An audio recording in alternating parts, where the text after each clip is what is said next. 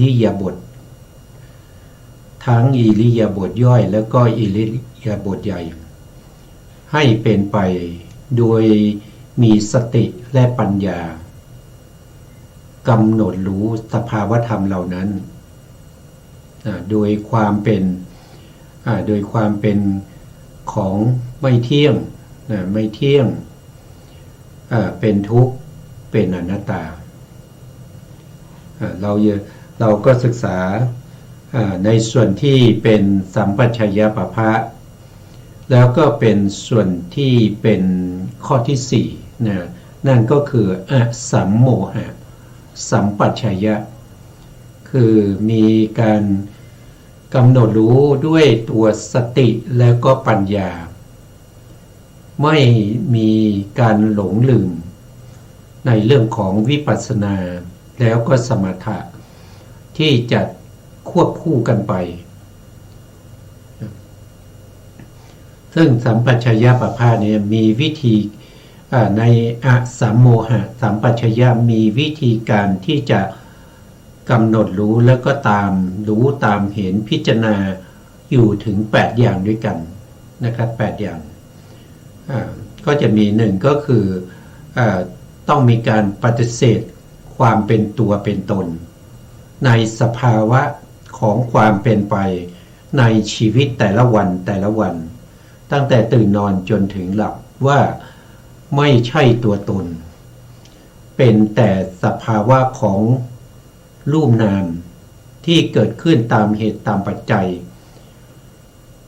อันที่สองตามเห็นความเป็นไปของรูปนามเหล่านั้นโดยเป็นมูลปริญญาก็คือให้รู้ว่าสิ่งเหล่านั้นเป็นแต่จิตเจตสิกแล้วก็รูปที่เป็นไปตามเหตุตามปัจจัยตามกฎเกณฑ์ธรรมชาติที่เป็นไปโดยจิตตานิยามแล้วก็วิถีของรูปที่เกิดขึ้น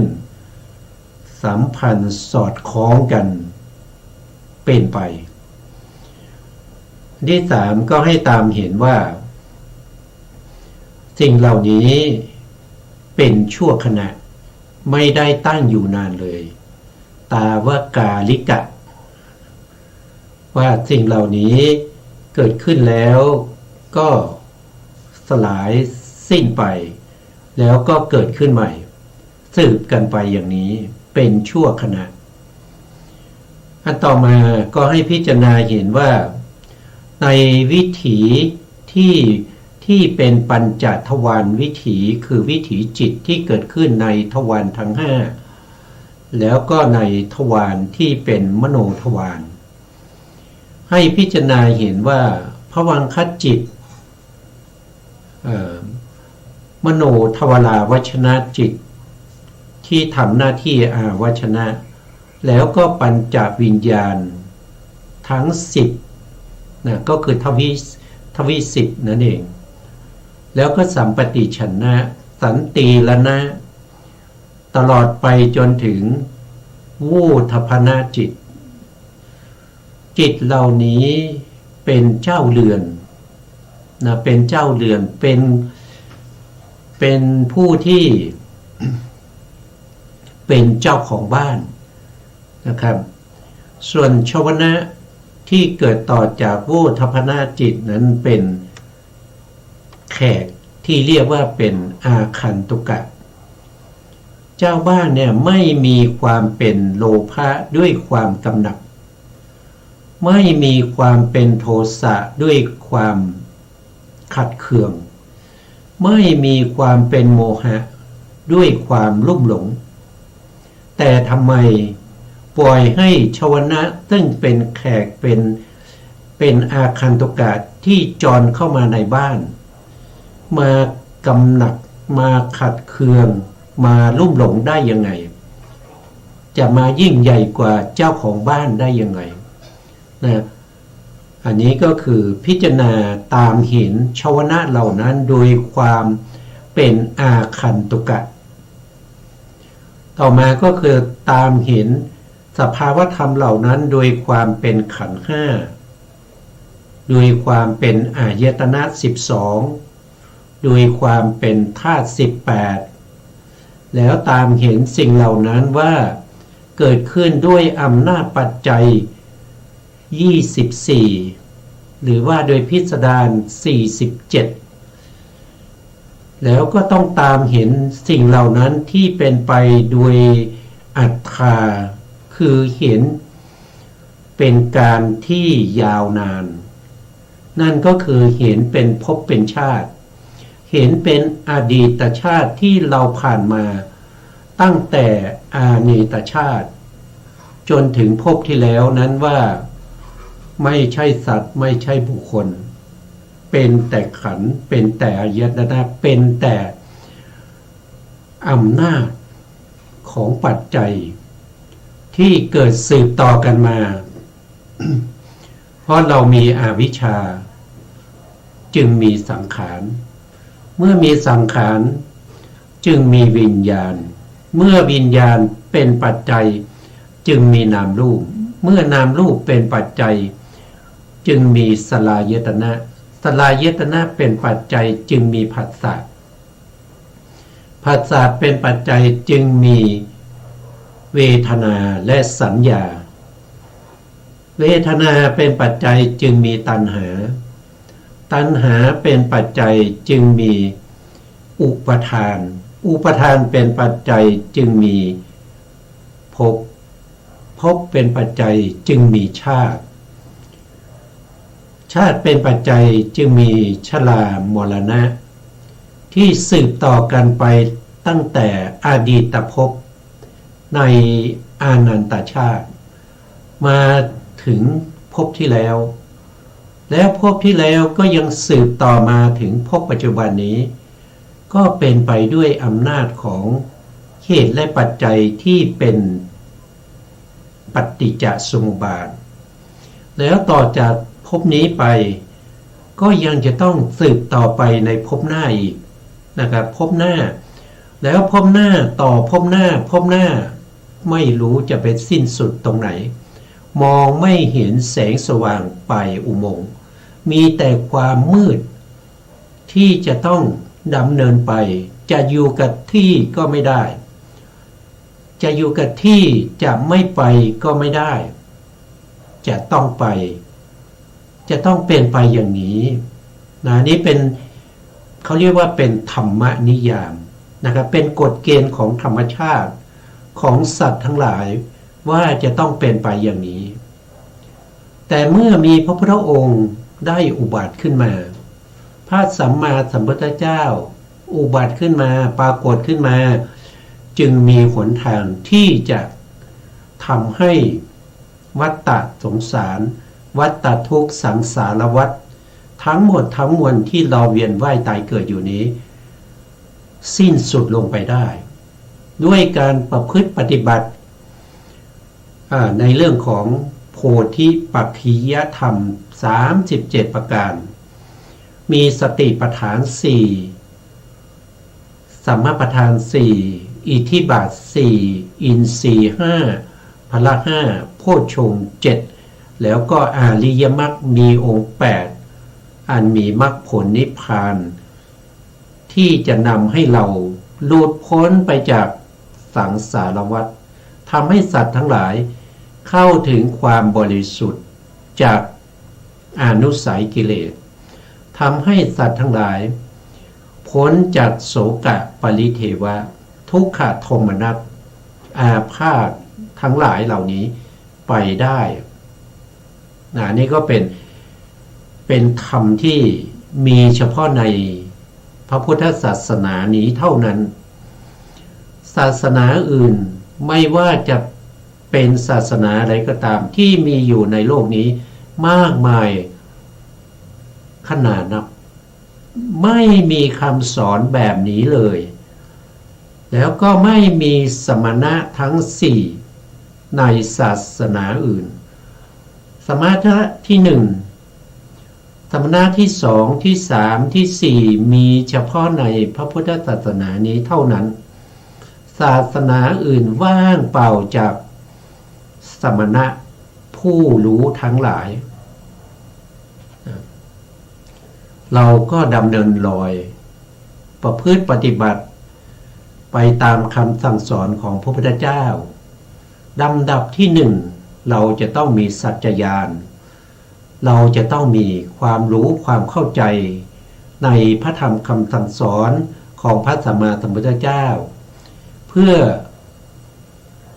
เป็นข้อมูลเป็นความรู้เป็นแผนที่เป็นแนวทางที่เราจะดำเนินไปสู่ความดับทุกข์อันนั้นก็คือวิธีการปฏิบัติในระยะต่อไป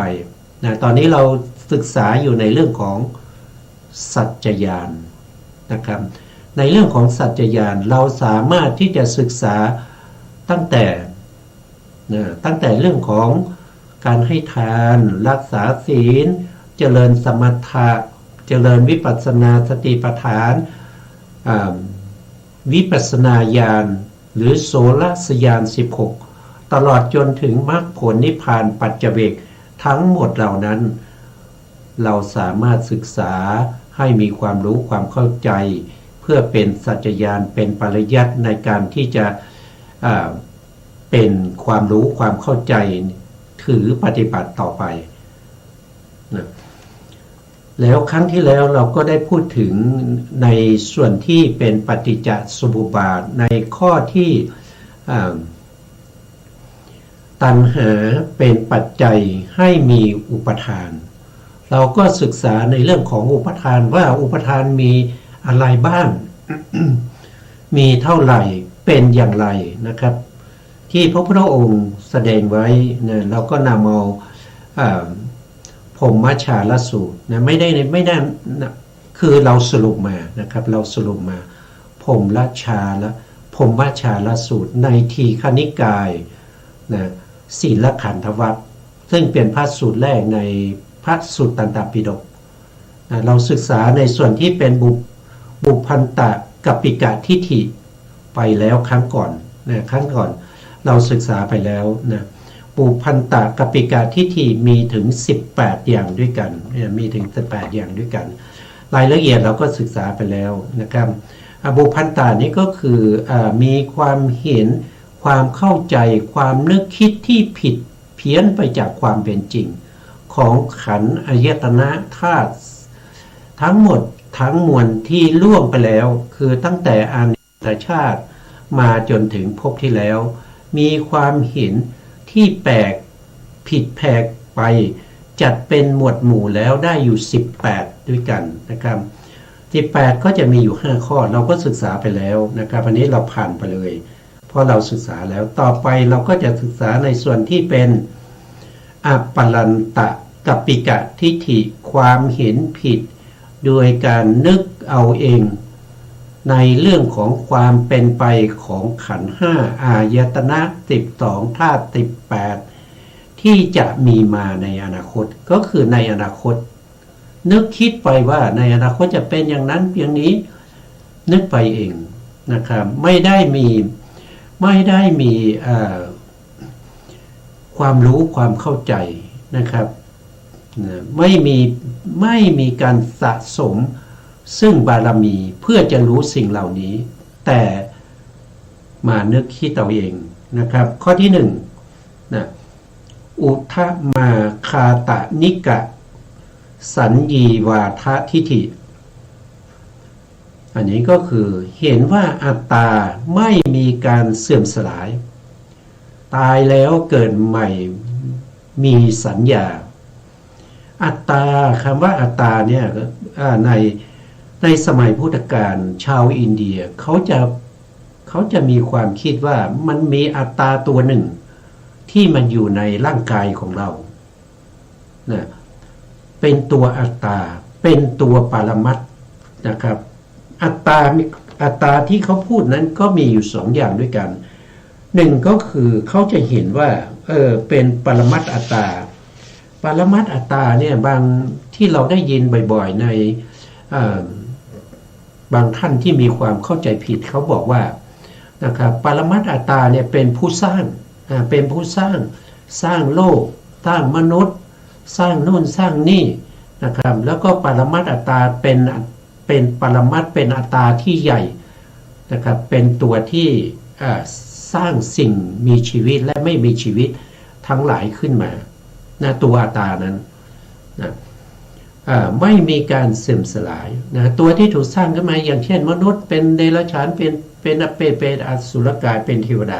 ทั้งหลายเขาเรียกว่าเป็นชีวอัตตาเป็นอัตตาย่อยที่ถูกกำหนดด้วยปรมัตถ์อัตตานะเขาบอกว่าอัตตาเหล่านี้ไม่มีการ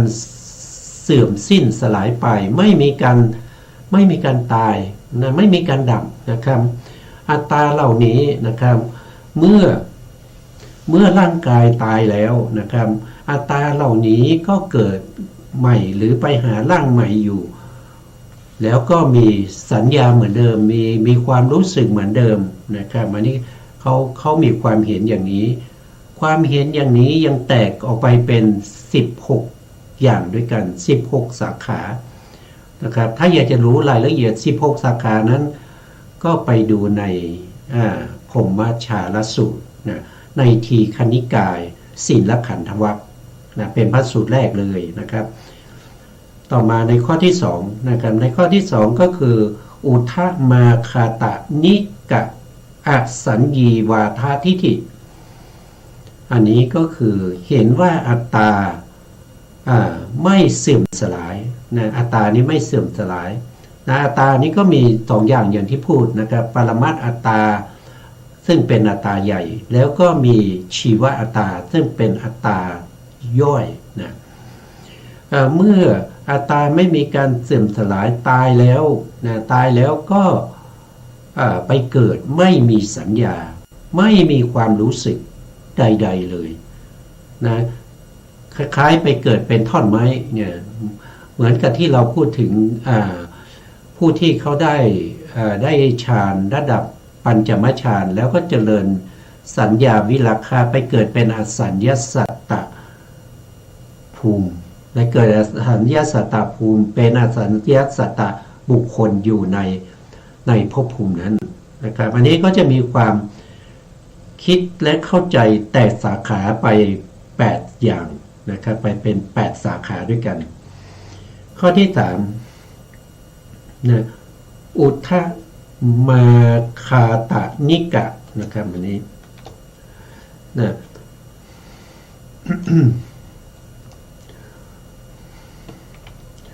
อุทะมาคาตะนิกะเนวสัญญีนาสัญญีวาทาทิฏฐิ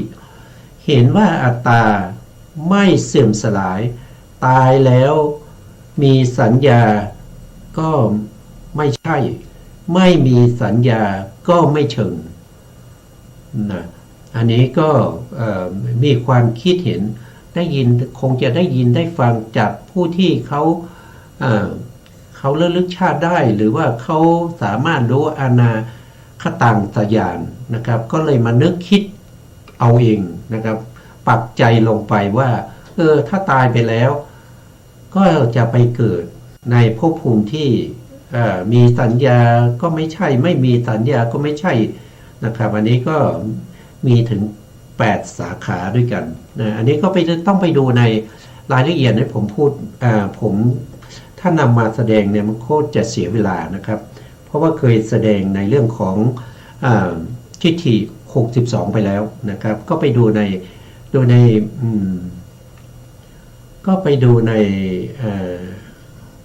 ในรายการนะครับย้อนไปดูในรายการเขาเรียกว่าศึกษาพระสัทธรรมเพื่อการพ้นทุกข์นะครับมีทุกๆวันอาทิตย์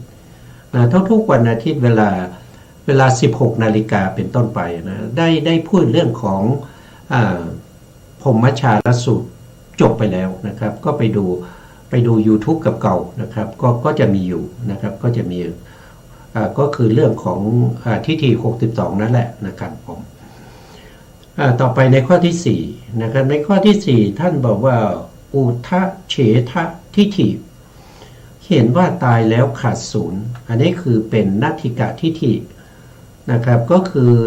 ตายแล้วไม่เกิดอีก ตายแล้วก็จบกันนะครับไม่มีภพหน้านะไม่มีอดีตนะครับมีแต่ภพนี้เท่านั้นเกิดมาแล้วตายแล้วก็หมดกันนะนี่โดยสรุปนะแต่เขาแยกกันออกไปถึง7อย่าง7สาขาด้วยกันนะต่อไปนะครับต่อไปข้อที่5นะครับข้อที่5ก็คือทิฏฐธรรมนิพพานะวาททิฏฐิเห็นว่าพระนิพพานมีอยู่ในปัจจุบันนะครับความว่าปัจจุบันของเขานะ่ะมันผิดนะครับพระนิพพานนี้เป็นสภาวะธรรมที่ไม่มีการนะไม่ใช่อดีตไม่ใช่ปัจจุบันแล้วก็ไม่ใช่อนาคตพระนิพพานเป็นสภาวะธรรมที่เป็นปรมัตถ์แต่ไม่มีการเกิดไม่มีการดับมีอยู่แล้วนะครับแต่เป็นสภาวะธรรมภายนอกจะค้นหาได้ด้วยวิธีปฏิบัติในโพธิปักขิยธรรม37ประการถ้าประพฤติปฏิบัติดีสามารถที่จะเข้าถึงพระนิพพานได้พระนิพพานเป็นสภาวะภายนอกต้องน้อมจิตเข้าไปหาจิตที่น้อมเข้าไปหาก็เริ่มตั้งแต่การเจริญเริ่มตั้งแต่ต้นเลยก็คือต้องมีศีลนะศีลนั้นจะต้องเป็นที่ศีลเป็นศีลที่รองรับซึ่งสมถะและวิปัสสนาไม่ใช่ศีลธรรมดาทั่วไปนะเป็นศีลที่เป็นอาทิศีล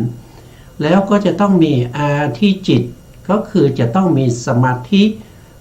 อย่างน้อยๆก็อุปจารสมาธินะส่วนอัปปนาสมาธิเหล่านั้นเป็นบาตรให้เข้านิพพานได้แต่ไม่ใช่หนทางโดยตรงนะครับนะพระนิพพานนี้เป็นสภาวะที่ไม่ประกอบด้วยการเป็นกาลวิมุตติไม่ใช่ปัจจุบันนะผู้ที่มีความเห็นว่านิพพานมีในปัจจุบันนั้นผิดโดยมหันต์นะผิดโดยมหันต์เลยนะคือนะตรงนี้ท่านขยายความคือเขามีความเห็นว่ากามคุณ5นะครับที่มีความสุขนะสุขในกามคุณสุขในการได้เห็นสุขในการได้ยินสุขในการได้ดมกลิ่นได้รสได้ถูกต้องสัมผัสนึกคิดถึงอารมณ์ดีๆก็มีความสุขเลยเข้าใจว่าสุขสมนัตที่เกิดจากกามเหล่านั้นเป็นพระนิพพาน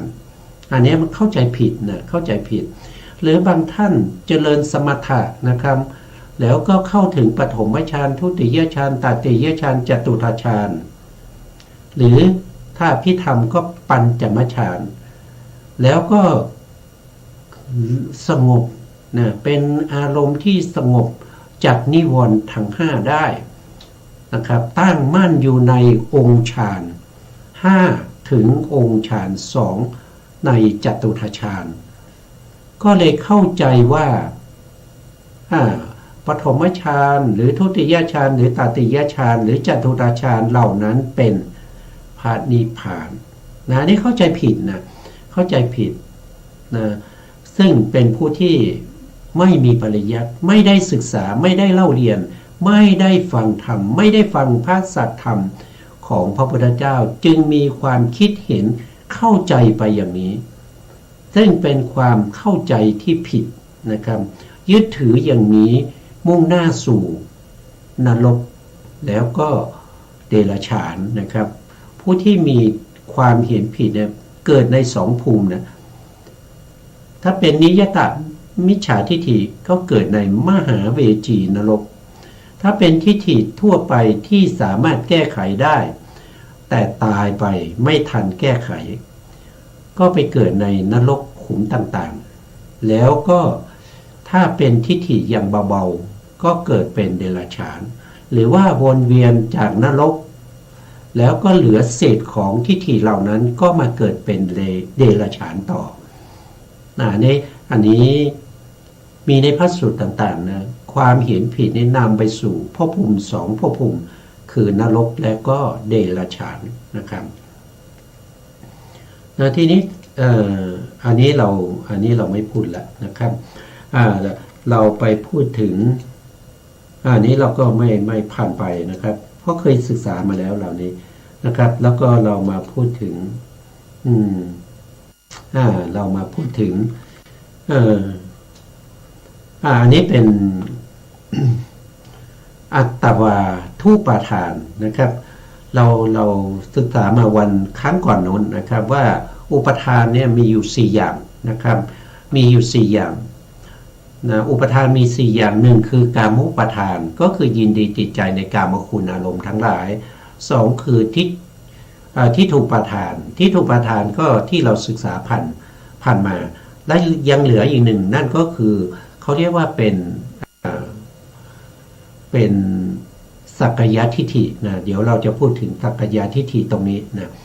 ท่านก็บอกว่านะครับอัตวาทุปทานเนี่ยเห็นว่าเป็นตัวเป็นตนนะเห็นเป็นตัวเป็นตนนะเห็นขันธ์ห้าเห็นอายตนะ12ธาตุ18นี่เป็นตัวเป็นตนเป็นสัตว์เป็นบุคคลนะครับไม่ได้เห็นโดยความเป็นขันธ์ไม่ได้เห็นโดยความเป็นอายตนะเป็นธาตุแต่เห็นเป็นตัวเป็นตนก็คือได้แก่หนึ่งก็คืออัตตทิฏฐิอันนี้ก็คือเป็นตัวเป็นตน2สักกายทิฏฐิอันนี้ก็อัตตาเนี่ยมันเป็นตัวตนสักกายะก็คือเห็นร่างกายนะครับว่าเป็นขันธ์นั่นเองนะครับก็คือมีการยึดมั่นในขันธ์ห้าว่าเป็นตัวเป็นตนนะครับมีอยู่20อย่างนะครับในรูปขันธ์มีอยู่5นะไม่โทษทีในรูปขันธ์นี่มี4นะครับรูปขันธ์มี4ความเห็นอย่างนี้มี4เห็นว่าอย่างไรเห็นว่ารูปขันธ์เป็นเราเป็นรูปขันธ์คือเห็นว่ารูปขันธ์กับเราเป็นอันเดียวกันนะครับส่วนรายละเอียดเดี๋ยวเราจะว่ากันต่อไปนะครับท่านก็บอกว่าในรูปขันธ์เนี่ยเป็นอารมณ์ก็คือความยึดติดความเข้าใจผิดนะยึดอารมณ์นั้นมีอยู่4อย่างด้วยกันนะครับมีอยู่4อย่าง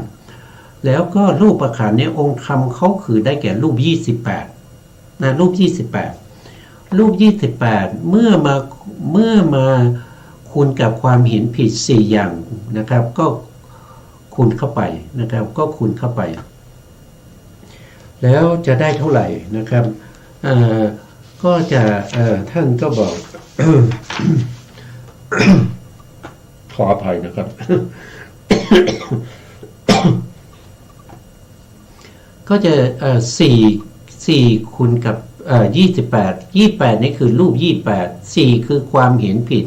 ที่เกี่ยวกับรูปขันธ์นั้นมีอยู่4อย่างนะครับเมื่อคูณเข้าไปก็จะได้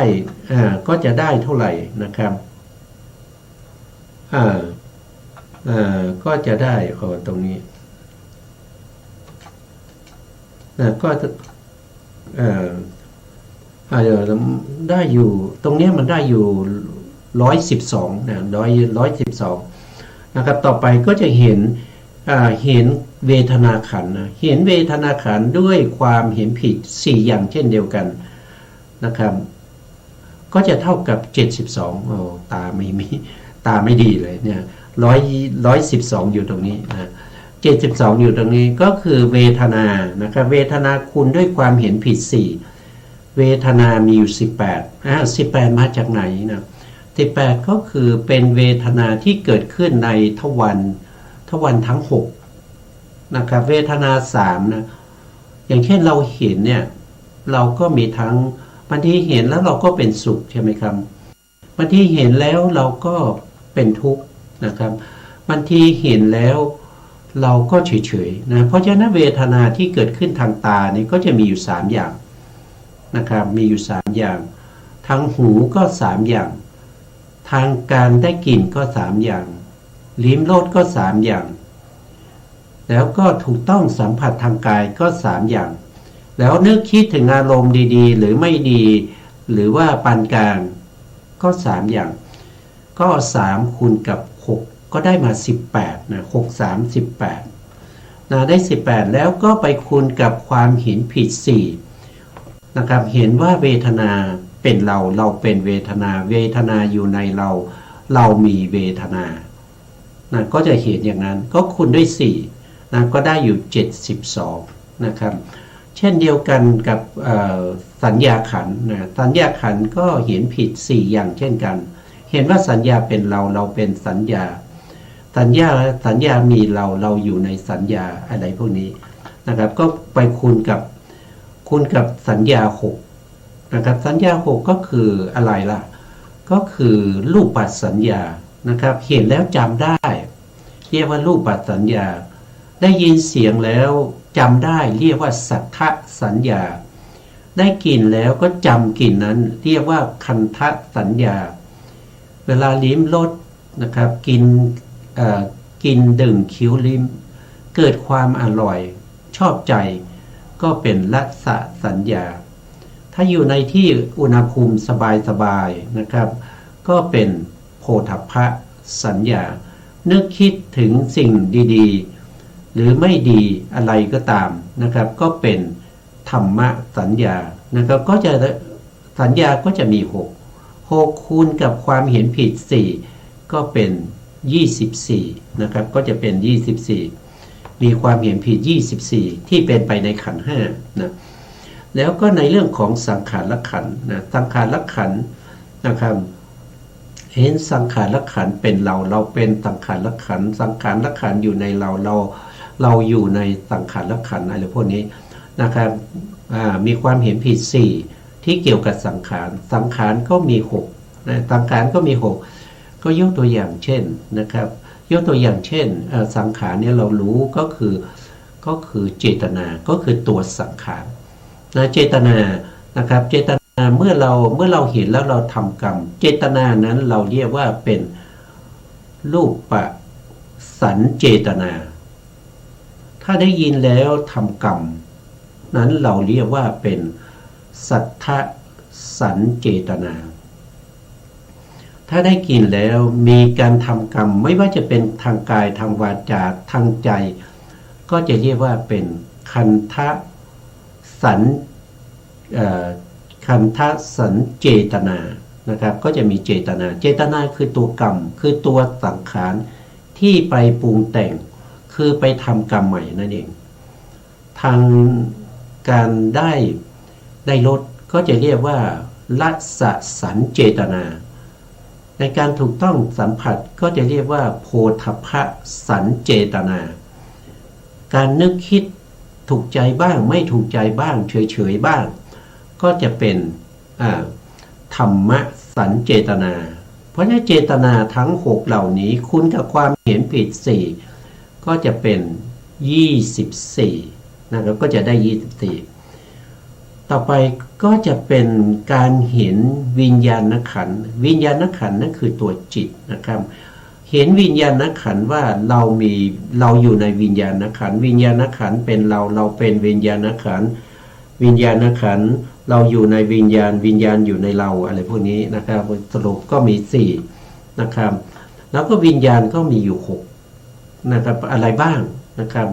วิญญาณ6ก็คือได้แก่1คือจักขุวิญญาณนะก็คือจิตที่เกิดทางตา2โสตวิญญาณ3ฆานวิญญาณ4ชิวหาวิญญาณ5กายวิญญาณแล้วก็ทางใจโดยตรงก็เรียกว่ามโนวิญญาณก็มีอยู่6คูณความเห็นผิด4ก็เป็น24นะครับก็ได้24เมื่อเราเอาความเห็นผิดในรูปขันธ์121ในเวทนาขันธ์72ในสัญญาขันธ์24ในสังขารขันธ์24วิญญาณขันธ์24รวมกันก็จะได้256นะ256นะ256นี้เป็นความเห็นผิดนะ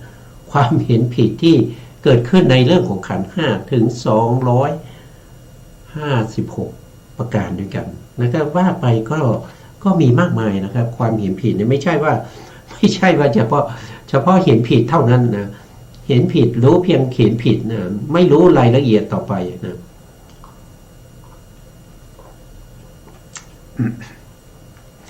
ะต่อไปนะครับต่อไปต่อไปนี้ท่านก็จะพูดถึงความเห็นผิด4อย่างนะที่เป็นไปในขันธ์5นะมันเป็นยังไงนะครับมีคนถามท่านก็ขยายความต่อไปนะครับ ความเห็นผิดในรูปประขันธ์เนี่ยมีสี่ก็คือได้แก่หนึ่งก็คือรูปังอัตตโตสัมมานุปัสสตินะครับมีความเห็นว่ารูปประขันธ์รูปเป็นเราเป็นรูปนะเข้าใจว่าเรากับรูปเนี่ยเป็นอันเดียวกันนะหรือเข้าใจว่าเรากับร่างกายเป็นอันเดียวกันเหมือนท่านอุปมาเหมือนกับที่เห็นเปลวไฟกับแสงสว่างแสงสว่างกับเปลวไฟเป็นอันเดียวกันนะครับจริงๆแล้วก็เรากับร่างกายเนี่ยมันไม่ใช่คำว่าเรานี่มันผิดอยู่แล้วนะถ้าใครมีคำว่าเราเนี่ยมันผิดอยู่แล้วเพราะเรามันไม่มีโดยปรมัตถ์เนี่ยร่างกายนะร่างกายเนี่ยจริงๆแล้วก็เป็นรูป27นะครับเว้นภาวะรูปหนึ่งนะครับที่เรียกว่าเป็นอวัยวะเป็นตัวเป็นตนของเราเนี่ยมีรูปประกอบกันอยู่27รูปนะ27รูปนะ27รูปปกติเนี่ยมีอยู่ทั้งหมด28ใช่ไหมครับมีอยู่28แต่ละคนเนี่ยจะมีรูปอยู่แค่27นะมีรูปอยู่แค่27นะแล้วเว้นรูปไหนนะท่านบอกว่าเว้นตรงนี้ภาวะรูปเนี่ยนะครับถ้าเป็นผู้ชายก็จะมีเฉพาะปุริสภาวะจะไม่มีอิทธิภาวะถ้าเป็นผู้หญิงก็จะมีอิทธิภาวะจะไม่มีปุริสภาวะนะเพราะฉะนั้นสรุปแล้วนะในร่างกายของเราเนี่ยถ้าสรุปโดยเป็นปรมัตถ์เนี่ยว่าโดยรูปเนี่ยก็จะมีแต่ละคนก็จะมีรูปอยู่27รูปเว้นภาวะรูปที่เป็นตรงข้ามนะเว้นภาวะรูปที่เป็นตรงข้าม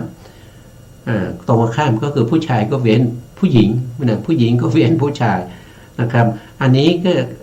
คำว่าเรามันไม่มีแล้วก็ทำไมถึงมายึดเรากับร่างกายเป็นอันเดียวกันอันนี้ผิดนะอันนี้ผิดอันนี้ข้อนี้ผิดเลยนะเป็นความเห็นผิดอย่างนี้นะข้อที่สองท่านบอกว่ารูปวันตะวาอัตตานังนะมีความเห็นว่าเรามีรูปนะเรามีรูปนะเราก็ผิดอยู่แล้วเรานะเพราะเรามีเนี่ยจึงแสดงว่าเรากับรูปเนี่ยมันเป็นคนละอันกันนะครับท่านอธิบายตรงนี้ว่าเรากับร่างกายเป็นคนละอันเหมือนต้นไม้กับเงาของต้นไม้ฉะนั้นอันนี้มันก็ต้องผิดอยู่แล้วเรามันไม่มีนะเรามันไม่มีนะครับแล้วก็ยังว่าเรากับต้นไม้เป็นคนละอย่างคือเขายึดคำว่าเราเนี่ยมันเป็นอัตตานะเป็นอัตตานะครับที่เราได้พูดแล้วว่าเป็นอัตตาส่วนย่อยที่เรียกว่าอัตตาชีวะนั่นเองถ้าเป็นอัตตาใหญ่ก็เป็นปรมัตถ์อัตตาปรมัตถ์อัตตาคนส่วนมากก็จะเข้าใจว่าเป็นมหาพรหมเป็นผู้สร้างนะครับอันนั้นมันเป็นความเห็นผิดอยู่แล้วถ้าเราศึกษาในเรื่องของพรหมชาลสูตรก็จะเห็นชัดนะแต่ถ้าเราเอาพรหมชาลสูตรมากล่าวในที่นี้ก็คงจะต้องใช้เวลาเป็นหลายเดือนนะกว่าจะจบนะครับเพราะฉะนั้นเราจะไม่พูดถึงละเพราะเราเคยพูดมาครั้งหนึ่งนะครับในรายการศึกษาพระสัทธรรมนะเพื่อการพ้นทุกข์นะครับมีทุกๆวันอาทิตย์นะครับเวลา 16 นาฬิกาเป็นต้นไปนะครับหรือถ้าผู้ที่สนใจในการศึกษาพระไตรปิฎกก็จะเริ่มตั้งแต่ 15 นาฬิกานะครับ 15 นาฬิกาก็จะเป็นรายการที่ศึกษาพระไตรปิฎกนะศึกษาพระพุทธศาสนาตามพระไตรปิฎกนะครับอันนั้นเป็นรายการที่ท่านผู้การธนเดชะเนี่ยเป็นผู้ดำเนินรายการนะครับแล้วท่านก็แบ่งเวลาให้ผม1ชั่วโมงก็คือตั้งแต่ 16 นาฬิกาเป็นต้นไปนะครับพวกเราก็สามารถที่จะรับฟังได้ตั้งแต่ 15 นาฬิกาของวันอาทิตย์เป็นต้นไปนะครับต่อมาก็ยึดถือในยึดถือรูปนะครับว่าข้อที่3นะครับข้อที่3ว่าอัตตนิวารูปังนะมีความเห็นว่ารูปอยู่ในเรานะข้อที่2นี่เรามีรูปข้อที่3นี่คือรูปอยู่ในเรานะรูปอยู่ในเราเราไม่มีอยู่แล้วนะก็เห็นว่าร่างกายกับเราเนี่ยมันเป็นคนละอันกันเหมือนกับกลิ่นดอกไม้ เหมือนกับกลิ่นดอกไม้กับดอกไม้นะเหมือนกับกลิ่นกับดอกไม้เนี่ยมันเป็นคนละอันกันฉะนั้นข้อที่สี่รูปัสสมิงว่าอัตตานังมีความเห็นว่าเราอยู่ในรูปไม่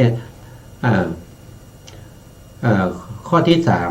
ข้อที่สามเนี่ยคือรูปอยู่ในเราข้อที่สี่คือเราอยู่ในรูปมีความเข้าใจว่าเรากับร่างกายเป็นคนละอันกันเหมือนกับแก้วมณีที่อยู่ในหีบฉะนั้นอันนี้เป็นความเห็นผิดที่เรียกว่าเป็นสักกายทิฏฐิสักกายทิฏฐิที่เป็นไปใน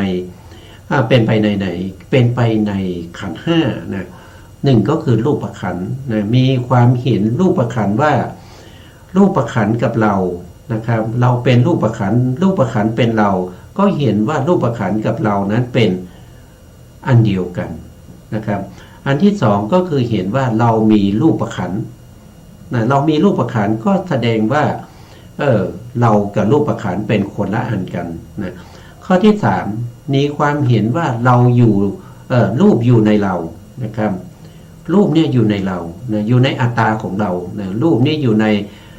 อัตตาชีวะของเรานะนี่ก็เห็นว่าเป็นคนละอันนะครับข้อที่สี่ก็จะเห็นว่าเรานะอยู่ในรูปนะครับอยู่ในรูปอันนี้ก็เป็นคนละอันกันเหมือนกันในทำนองเดียวกันนะครับในทำนองเดียวกันเนี่ยไม่ว่าจะเป็นเวทนาขันธ์ก็จะเห็นอย่างเงี้ยนะก็จะเห็นอย่างนี้ไม่ว่าสัญญาขันธ์สังขารขันธ์แล้วก็วิญญาณขันธ์ก็จะมีความเห็นอย่างนี้เหมือนกันนะเราไปดูนิดหนึ่งนะครับเราไปดูในส่วนที่เป็นสักกายทิฏฐิที่เกิดโดยอาศัยเวทนาขันธ์นะครับก็จะมีอารมณ์มีอยู่4อย่างนะครับหนึ่งก็คือเวทนังอัตตาเวทนังอัตโตสมนุปัสสตินะครับเห็นว่าการเสวยอารมณ์เป็นเราคือผู้เสวยอารมณ์อันนี้ก็เห็นว่าเป็นอันเดียวกันนะครับข้อที่สองก็คือเวทนาวันตังวาอัตตานังเห็นว่าเรามีการเสวยอารมณ์นะอันนี้เป็นคนละอันเรามีการเสวยอารมณ์นะเป็นคนละอันข้อที่สามอัตตานิวาเวทนังเห็นว่าการเสวยอารมณ์อยู่ในเราอันนี้ก็มีความเห็นผิดว่าเวทนากับเรานี่เป็นคนละอันกันข้อที่สี่เวทนายะวาอัตตานังเห็นว่าเรามีการเสวยอารมณ์เรามีการเสวยอารมณ์นะเห็นว่าเรากับการเสวยอารมณ์เป็นคนละอันนะอันนี้เป็นความเห็นผิดในเรื่องของเวทนาในสัญญาก็เช่นเดียวกันนะครับข้อที่หนึ่งก็คือเห็นว่าสัญญากับเราเนี่ยเป็นอันเดียวกันนะข้อที่สองก็เห็นว่าเรามีการจำอารมณ์นะอันนี้ก็เป็นคนละอันนะครับข้อที่สี่ก็เห็นว่าการจำอารมณ์อยู่ในเราเป็นคนละอันข้อที่ห้าก็เห็นว่าเราอยู่ในการจำอารมณ์นะครับก็คือเราจำได้นะอันนี้ก็เป็นความเห็นผิดที่เรียกว่าเป็นสักกายทิฏฐิที่เกี่ยวกับสัญญาอีก4นะครับที่เกี่ยวกับสัญญาอีก4ต่อไปนะครับสักกายทิฏฐิที่เกิดขึ้นโดยอาศัยสังขารขันธ์นะครับสังขารขันธ์เป็นอารมณ์นะมีอยู่4นะครับก็คือสังขาเลอัตตโตสัมนุปัสสติมีคือเห็นว่าการปรุงแต่งนะการปรุงแต่งหรือสังขารนั้นในอารมณ์เป็นเรานะครับคือเป็นอันเดียวกันการปรุงแต่งคือเรานะเป็นผู้ปรุงแต่งนะครับจริงๆเรามันไม่มีนะครับอันนี้เรียกว่าเห็นสังขารกับเราเป็นอันเดียวกันนะข้อที่สองนะสังขารวันตังวาอัตตานังมีความเห็นว่าการปรุงแต่งอารมณ์นะครับเรามีการปรุงแต่งอารมณ์นะก็คือเรากับการปรุงแต่งแยกจากกันก็เป็นคนละอันนะข้อที่สามอัตตานิวาสังขาเลเห็นว่าการปรุงแต่งอารมณ์อยู่ในเรานะการปรุงแต่งอารมณ์เนี่ยอยู่ในเรานะครับอันนี้ก็เป็นคนละอันเรากับการปรุงแต่งอารมณ์เป็นคนละอันกัน นะข้อที่สี่นะสังขาเลสุวาอัตตานังเห็นว่าเราอยู่ในการปรุงแต่งอารมณ์นี่ก็คนละอันนะครับอันนี้ ข้อที่หนึ่งเห็นว่าสังขารเป็นเราหรือเราเป็นสังขารคือเป็นอันเดียวกันนะครับสองก็คือเรามีการปรุงแต่งอารมณ์อันนี้เป็นคนละอันนะสามก็คือการปรุงแต่งอารมณ์นั้นอยู่ในเราก็คนละอันกันข้อที่สี่ก็คือการปรุงแต่งอารมณ์เราอยู่ในการปรุงแต่งอารมณ์เป็นคนละอันกันอีกนะครับมาดูขันธ์ที่ห้าวิญญาณขันธ์นะคือข้อที่หนึ่งก็คือวิญญาณังอัตโตสัมมนุปัสสติเห็นว่าการรู้อารมณ์เป็นเรานะครับเราเป็นผู้รู้อารมณ์เป็นอันเดียวกันนะคิดยังไงก็ตามถ้าเป็นอันเดียวกันเนี่ยก็จะเป็นข้อที่หนึ่งก็จะเป็นวิญญาณังอัตโตสัมมนุปัสสติข้อที่สองนะวิญญาณวันตังวาอัตตานังเห็นว่าเรามีการรู้อารมณ์นะเรามีก็คือคนละอันเลยเรามีการรู้อารมณ์ก็คือเห็นว่าเรากับอารมณ์เป็นคนละอันกันนะเป็นคนละอันกันข้อที่สามอัตตานิวาวิญญาณังเห็นว่าการรู้อารมณ์อยู่ในเรานะอันนี้ก็คนละอันการรู้อารมณ์นี้อยู่ในเรานะเป็นคนละอันนะครับข้อที่สี่วิญญาณนัสมิงวาอัตตานังเห็นว่าเราอยู่ในการรู้อารมณ์นะก็คือเข้าใจว่าเรากับอารมณ์เป็นคนละอันกันนะครับก็สรุปแล้วนะครับก็จะมีทั้งหมด20นะมีขันธ์ห้าเนี่ยที่เห็นผิดเป็นสักกายทิฏฐิ4นะครับมีเวทนานะครับที่เห็นผิดเป็นสักกายทิฏฐิอีก4มีสัญญาเห็นผิดเป็นสักกายทิฏฐิอีก4นะครับมีสังขารที่เห็นผิดว่าสักกายทิฏฐินะเป็นสักกายทิฏฐิคือความเห็นผิดอีก4นะแล้วก็มีวิญญาณอีก4นะครับ4 5ก็จะเป็น20อันนี้เรียกว่าเป็นสักกายทิฏฐิ20นะอันนี้ก็คือความเห็นผิดทั้งหมดที่พูดมานี้ก็คือความเห็นผิดนะครับก็อยู่ในส่วนที่เป็นตัณหาตัณหาปัจจยาอุปทานังตัวตัณหาคือความยินดีติดใจนะครับในความชอบใจในกามคุณ5นะครับได้เห็นแล้วก็ดีใจบางคนว่าแล้วทำไมไม่มีเสียใจไม่มีโทสะเลยก็โทสะนี่มันเป็นผลของการที่ไม่ได้สมปรารถนาไงคือเราอยากจะเห็นดีใช่ไหมเราอยากจะเห็นดีคืออะไรก็คือเป็นตัณหาแต่เมื่อเห็นจริงๆเราได้เห็นสิ่งที่ไม่ดีไม่สมปรารถนาก็เป็นโทสะเพราะฉะนั้นก็ส่งข้อเข้าอยู่ในเราอยากจะเห็นของดีๆเราอยากจะเห็นรูปดีๆนั้นก็เป็นตัณหานะครับถึงจะมีโทสะภายหลังก็เป็นตัณหาอยู่ดีนะเพราะฉะนั้นตัณหาเนี่ยจึงเป็นสมุทัยสัจจะนะครับเป็นทุกขะสมุทัยสัจจะนั่นก็คือได้แก่เหตุให้เกิดทุกข์นะเพราะฉะนั้นพระอริยเจ้าทั้งหลายเนี่ยจึงเห็นตัวตัณหานี้แหละนะทำตัณหานี้องค์เดียวนะครับเป็นองค์ธรรมเดียวนะครับที่เป็นทุกขะอริยสัจก็คือเห็นว่าตัวตัณหานี้แหละเป็นตัวที่ก่อให้เกิดทุกข์เป็นความอยากความต้องการความแสวงหาอะไรอาวรณ์ในสิ่งต่างๆเหล่านี้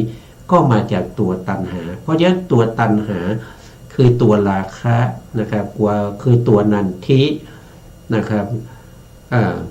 คือโลภะเจตสิกนี้แหละที่เป็นเหตุให้สังสารวัฏที่วนเวียนอยู่โดยไม่มีที่สิ้นสุด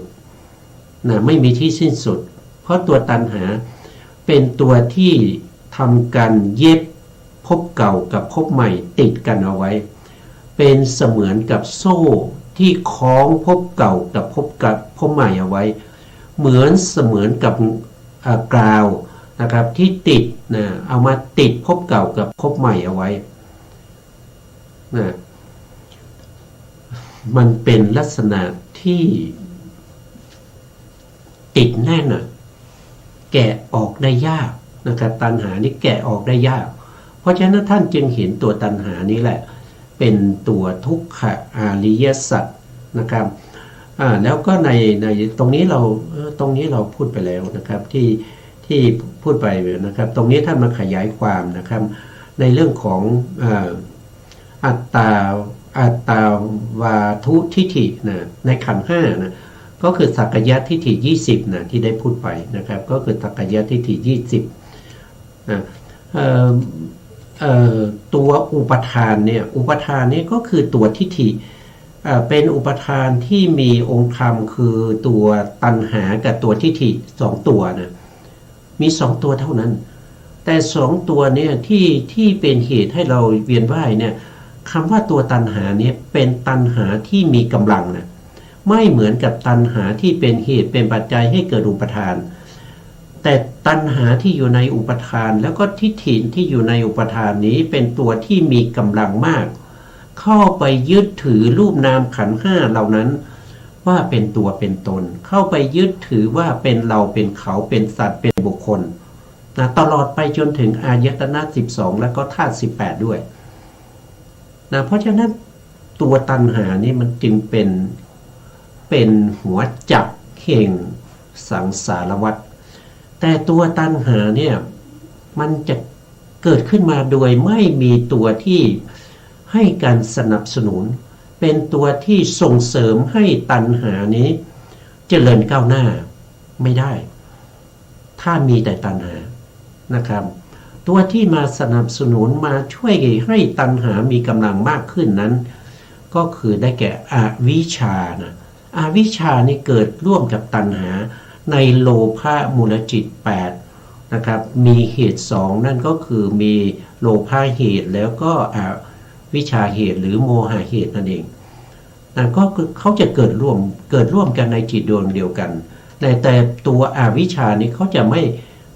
ม่แสดงตัวนะไม่แสดงตัวไม่แสดงตัวออกมานะครับมีแต่ตัวที่เป็น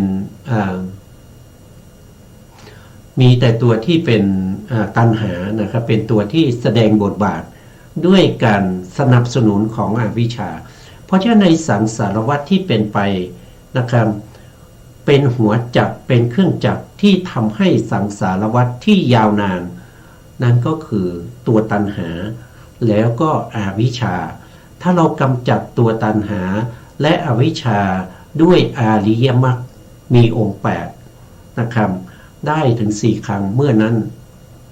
เราก็จะไม่ต้องเวียนว่ายตายเกิดอีกต่อไปนะครับมีแต่สันติลักขณังนะครับสุดท้ายนี้ขอให้ท่าน ผู้ฟังทั้งหลายจงมีแต่ความสุขความเจริญนะครับคิดสิ่งใดหวังสิ่งใดที่ประกอบด้วยคุณธรรมก็ขอให้ได้สิ่งนั้นนะและให้มีสติปัญญาเข้าถึงพระสัทธรรมของพระสัมมาสัมพุทธเจ้าและขอกราบขอบคุณพระครูสมุทรวิสุวัฒน์วรกิจโจผู้อำนวยการสถานีวิทยุเพื่อการศึกษาพระพุทธศาสนาและวัฒนธรรม FM 104.5 เมกะเฮิรตซ์วัดฝายหินจังหวัดเชียงใหม่และขอกราบขอบคุณพระครูปริยัติยานุศาสตร์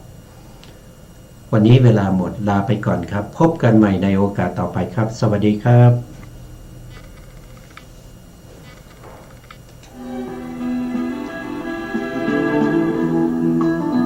ละสมุทัยแจ้งนิโรธแล้วเจริญมรรคศีลสมา